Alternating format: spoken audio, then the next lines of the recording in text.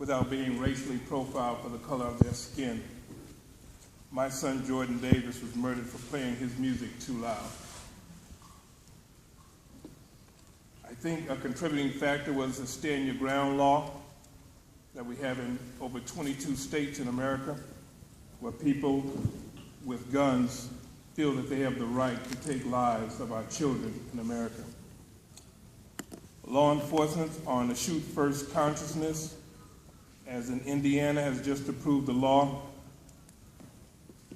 that you can use stand your ground against law enforcement. If they kick your door in by mistake, they allow the citizens to shoot the police.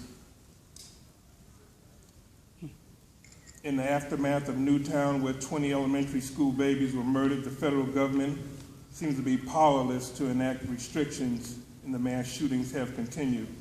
The police are now fighting this wave of violence by being more violent themselves. Police brutality has shown its ugly face on a day-by-day basis. Recently, the shooting of Mike Brown in Ferguson, Missouri, the shooting of Kenneth Chamberlain Sr. as he accidentally triggered his life alert at home, and instead of saving his life, they actually took his life.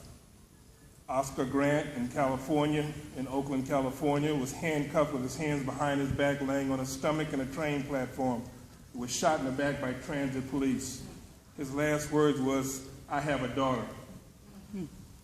Eric Gardner in New York, police used a chokehold, which is unlawful, and his last words were, "I can't breathe," before dying in the street.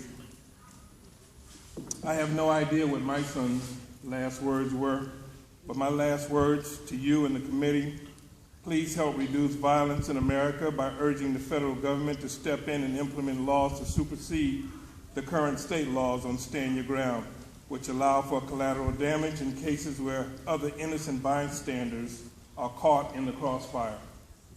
This has contributed mightily to human rights violations, and I just want to thank you, and I want to turn it over to a grieving mother, Sabrina Fulton.